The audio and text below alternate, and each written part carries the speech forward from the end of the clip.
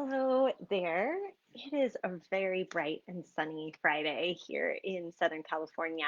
My name is Julie Hirschberg, and I'm so happy to join you today. I am the owner of Re+active Physical Therapy and Wellness here in the Los Angeles area.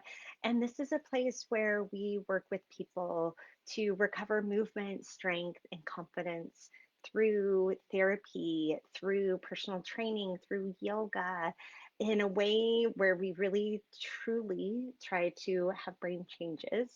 And I just want to welcome you if you're new. Thank you for watching and joining me today. And I'm here nearly every Friday and sharing things that we're learning as a group at Re+active. Some of the deep dives that I take when I'm prepping to teach. I teach at the University of Southern California, and I like to just kind of combine some of the research I'm reading, the textbooks I'm reading with the people that I'm working with and seeing. So I share that with you every Friday. So thanks a lot for being here on this journey with me. And I have to be really honest with you. There are a lot of times during the week where my curiosity takes me traveling down some deep, deep rabbit holes in the literature, under topics, and it's happening more these days, I will say. It might be that we're living in a pandemic. It might be just my own journey and search for meaning. It might just be nerdiness, liking to read things and learn things. But I have traveled very deeply in the world of psychology and understanding emotions over the last year. I've done this journey with my own family, my husband, my kids, and with other psychologists that we collaborate with, which I love, and with our team at Re+active, with our own patients. I think as I struggle to understand functional disorders, the impact of emotions and our environment on movement, on sensation, on pain, I've gone to many talks. I bought books. I have whole stacks of books these days. I am going to share one of them with you that I'm very, very happy to have. And I've talked to a bunch of people. So this is all kind of coming together to share with you, particularly a review of a recent paper that I read. And there's Pedro. Thank you for joining. And he says, nerdiness is good. It's so good, especially if that nerdiness means you love to just curl up with a book, right? This is something that like my family all does together. So, a few weeks ago, Brittany Kim shared a really great article with me. I was like floored reading this article. It brought together so many themes that I've been thinking about on my own personal journey, on my professional journey. This article is called An Enactive Approach to Pain Beyond the Biopsychosocial. I highly recommend it. I'll put a link here, and I will like have a warning. It's a really deep article. It took me a long time to get through it. I had to read it again and again, and it combines that kind of philosophical, psychological approach to some of our understanding of people, which is so great. It makes me so thankful for all those philosophy classes I had to take in undergrad at a liberal arts college, because I feel like at least I have dove into some of these realms before. But if you don't have several days or just want a sneak peek, this is what we're going to talk about today. And this model, this paper was talking about specifically with pain, but I would go much broader, just like this is our approach to therapy and with people. So, one, we're going to talk about several things. We're going to talk about kind of why they come up with this model, really starting with some of the limitations of the biopsychosocial approach. And I think that's a really important place to start. So we're going to talk about the limitations of the biopsychosocial approach. We're going to talk about what this new model is based on, which is enactivism, which was a new word to me. And then they put together these 5 E's. We're going to talk just very briefly about what those are. And then finally put that into what does that mean for us? What does that mean for our clinical practice and how we approach getting to know people and understand how they make meaning of what's happening in their life and with their pain, with their movement, with their symptoms, with all of these things. So let's start with the limitations. And I have to tell you, I feel like I was so excited just to have the biopsychosocial model, right? So I want to really acknowledge that this model has been so helpful and it was such an improvement over a really purely biomedical approach, especially to pain. And in the world of pain science, it's really helped us understand beyond tissues and look at the brain, which I'm always happy to look at, and to look at emotions and their impact on our sensations. Right. It also helped us consider the social aspects. And I think we have learned a lot and have made huge advancements in things like understanding neuroplasticity and central sensitization. So it's taken us really far. And Suki is joining. Suki's on her maternity leave, I think, until like November, right? So early on, I'm so happy that you're here. Great to see you. Thanks so much for joining. And this is great while you are on maternity leave. It's a great article to read because you know what? I feel like this informs so much of how I think about my interactions with my kids and how I parent as well. So this is a little bit for everything. So the biopsychosocial approach is really the standard of care, but there are some limitations. And I wanted to bring up one of the analogies that the authors of this study bring up, and it's the bird and flight analogy. So if you were trying to understand flight in birds and you just looked at the wings, you would be really limited in your understanding of flight as a whole, right? So even if you added on how the wings were attached to the bird, it would give you one more piece, but not the whole picture. What about the atmosphere? What about the winds? How about how dynamically those things change? How about the bird's goal to catch a prey? So the bird and flight analogy, it shows that understanding flight is a really dynamic and interactive thing that we need to understand, and it's not just about the wings. This would be akin to our body. It's not just about the bird or the brain. It's about all of the other things as well. So one of the limitations of the biopsychosocial approach is that it can tend to fragment. And I would say I totally have done this. Three domains that look very separate and they're kind of vaguely overlapping. And there's a tendency to even make it into to two very dualistic, like bio and psychosocial. So it fragments, it kind of makes it dualistic. And it's really, in terms of pain, it can say, well, the pain is either in the body or it's in the mind. And if we're researching or we're assessing a person and their objective information doesn't quite match the body piece, then it must be in their mind. And that dualistic approach can really be very detrimental. And even some of the literature in looking at the pain science education has found that patients can feel really upset when the therapist says, well, it's actually in your brain. It can bring up feelings like, well, so did I cause this myself? What's wrong with me here that I'm doing this? Why is my brain doing this? And is it all in my head? It certainly is something that can come up. And in all honesty, I was really excited that we were talking about the brain and pain, right? I love the brain, but there's a problem with just thinking about the brain. And I could probably just think about the brain all the time.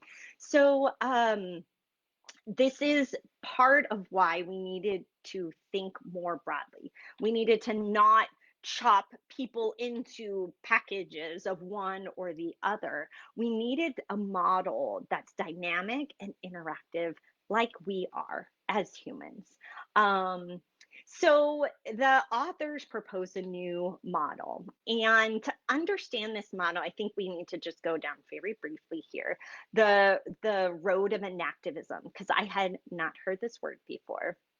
And enactivism, as I've dove into quite a bit of this literature, it stems from a really long line of work in cognitive science.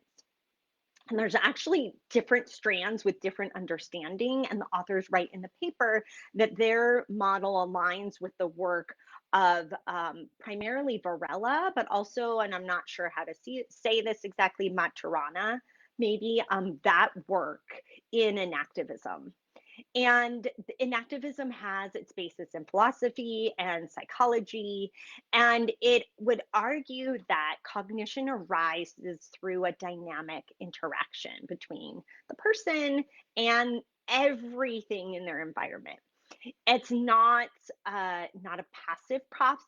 So there's not just like I'm receiving information or giving information. It's mutual and it shapes each other. So I, as a person, shape the environment and it shapes me.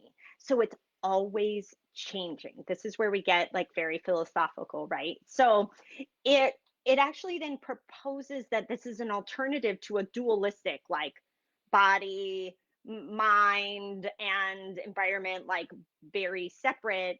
But it emphasizes the interactions between the mind, the body, the environment, not as these three separate uh, circles, but they are inseparably intertwined. And I think that's really important. It adds to complexity for sure. This does not simplify things whatsoever, but it's so, so important. So historically, there was this model in enactivism was four E's, and that included embodied, embedded, enacted, and extended. And then the authors added a fifth, which is emotive, and I think that's a very important fifth one. So let's talk about these five E's very, very briefly. Again, this is a thick paper, so you'll have to read it. And actually, we're going to be doing a lot with this model in our weekend course that's coming up in October because we think it's so important to inform how we approach our therapy with people.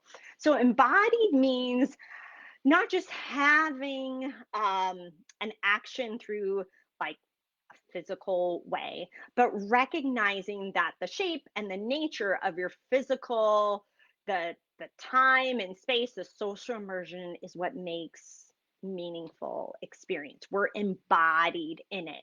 So the central nervous system is acting through our bodies, right? So it influences non-neural parts of our bodies and the peripheral nervous system and our autonomic nervous system, and our brain activity is influenced by the body. So they're not separate. One of the great examples they gave of this embodiment is, and this shows up in the literature, is that our perception of a doorway. So doorways look more narrow if we hold our arms straight out. And if you have super long arms like me, then they look really narrow. So that's one example of when our body changes, our perception changes. Right. So an example in pain is that a person in pain, oh, like time perception can change. Our subjective space, including feeling like maybe there's less room. And I've seen this true in other neurologic disorders as well. Like I don't know if you've ever set somebody up for a sit to stand and you were going to help them with it, and you're sitting pretty close, and all of a sudden they have no anterior weight shift. It's like they lost it, and it's because you're in their space and you didn't even realize that. So that would be like another example of the body influencing the mind and vice versa. So I think that one makes a lot of sense, especially to a neurologic physical therapist. I think we're talking about that all the time. The second is embedded, and this is we're embedded or situated in an environment. And this is an important part to me because my journey down this rabbit hole really started 6 years ago in starting with my own therapy, and my therapist training in the work of intersubjectivity, which is rooted in several layers of research and philosophy, but this is where I wanted to share this one book. This group of Solero, Atwood, Orange does a lot of the work in this area, and it informs the embeddedness of the 5E model and how much our processes, psychological, movement, body sensation, are embedded in the context that we're in. Personal factors, environmental interrelatedness. So that's the intersubjectivity, that we are always influenced by it. And the really interesting part of this is how much we, as physical therapists, as occupational therapists, will then influence and be a part of the context of our interactions with patients.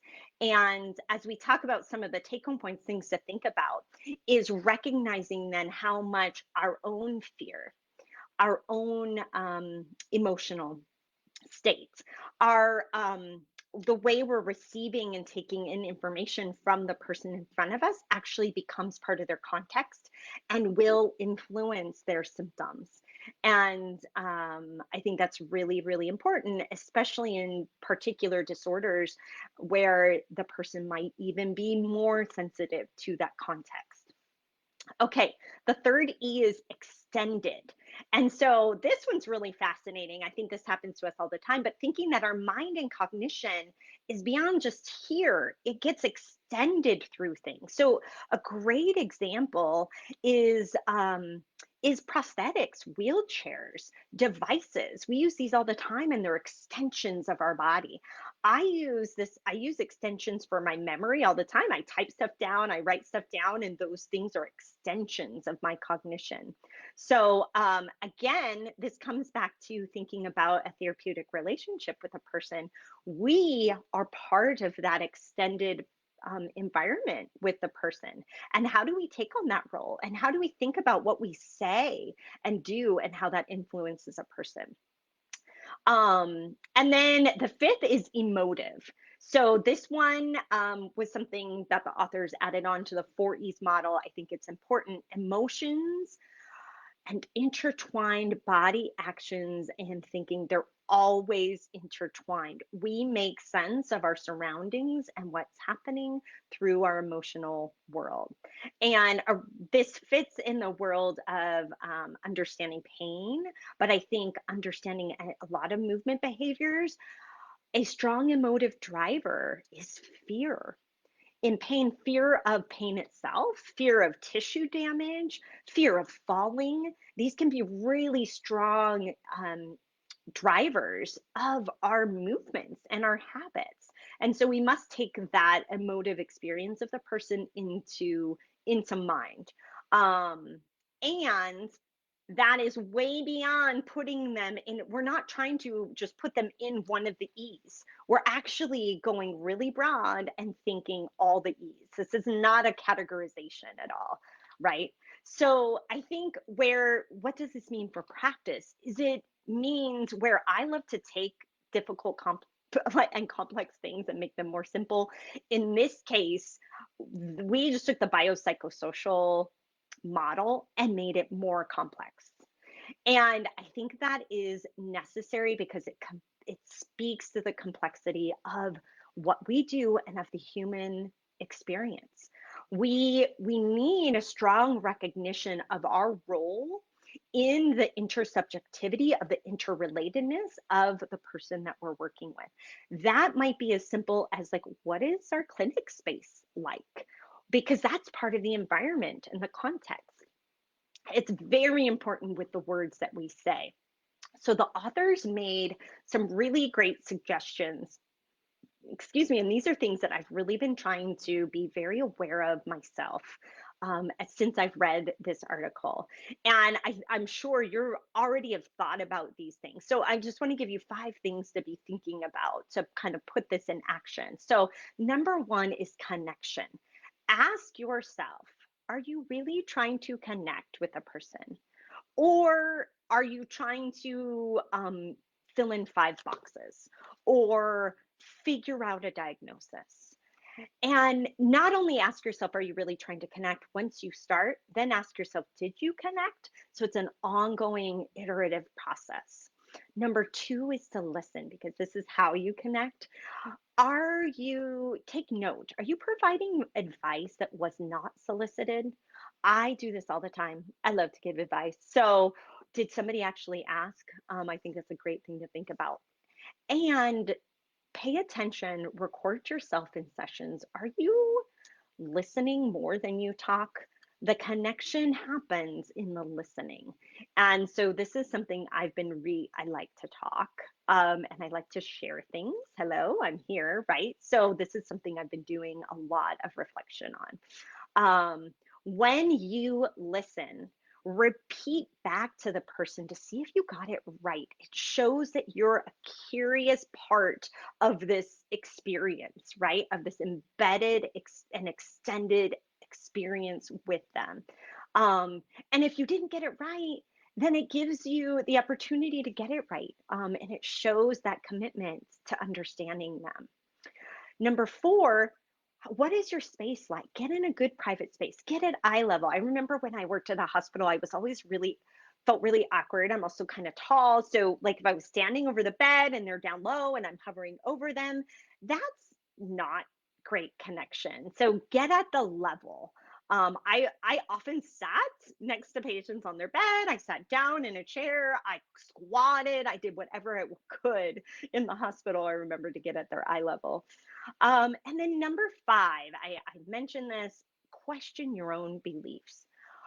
What drives you? Are you fearful about movement with pain? Are you aware of the environment, of the people around you, the influence on your beliefs, emotions, and actions? Are you a safe place for a person to express themselves? Do you validate what they're saying? Because these have a huge impact on the person you're with. You're a part of their context. And so, how you respond and take in information and reflect it back is really, really important. Now, I would really guess from the great group that joins me here, you're already doing a lot of things. I think even the team at Reactive, we value this like therapeutic alliance so much. I think we do a lot of these things, but there's always room to grow. And I think this particular model helps us think even further about our role in that team. It's a call to action for ourselves. Um, so I thank you for going down that rabbit hole with me today. Pedro said, and I think this is, you know what, this is why we're here. He said, so many clinicians can be mechanical in their exam. Absolutely. And then he said, what you're talking about is so important. So I know I'm preaching to the choir here. Thanks for saying that, Pedro. But it is so, so important. I really can't emphasize it enough. And maybe even more important when we're in a pandemic, when we're in a time of racial unrest. This is even more important because that's part of our context. So I want to offer you, I'm going to put a few links in here. There were a couple podcasts with the authors that were really excellent. I'm going to put links in here. I'll put a link in the article as well because I really loved this article. So there's the link to the article. This model and approach with people with complex cases, central pain, CRPS type things, dystonia, functional disorders. This is all about um, connection between people, connection in the central nervous system. And this is what our fall course in October 10th and 11th is all about, cultivating central nervous system connectivity. And we do it through the way we interact with people. So I'll put a link to that course that's coming up in just over a month, actually. And oh, Tammy, thank you. I'm putting the links in for you. There's 20 DPT students from Western enjoying their lunch. Thanks for joining me today. Um, lots to learn here, and you've got a great instructor with you. I'll also put a link into with our River Runneth Over handout here. So this is one of my most used tools to help understand where a person is and be able to create understanding. It's part of our context, right? So, one of the nice things about this is that it takes in those environmental factors that might be influencing somebody's symptoms, their pain, their tremor, their gait changes, their falling. So I use it a lot, and we talk about how therapy builds sandbags for when those environmental influences overflow the river. So you can download that for free. Students, this one's an excellent one to use with some of the new people that you'll be working with. Um, and let's see, did I pop in the podcast episode? I'm going to pop in a podcast episode whenever you're driving. Um, I love that. And Tammy says too, she gave a great CSM talk with that picture. Yes, so this picture was a collaboration between my colleagues Chelsea Richardson, Mike Studer, Carly Lockala, myself. We did a CSM presentation on functional movement disorders and kind of came up with this as we were all preparing together. Good things come when you get great PTs together. So it's really helpful in functional movement disorders as well. So wow, thank you so much. Thank you, Western University APT students. So awesome to have you here. Pedro, Suki, everybody else who joined in, thank you so much for joining me. This is such like a personal and professional journey, and I'm so happy to share it with you. So thanks so much, and I'll catch you next week. Don't worry, we're going to keep diving into a lot of these topics. So if this is something that you love and want to learn more about, this is what we're doing all month long. All right, have a great Friday, everyone.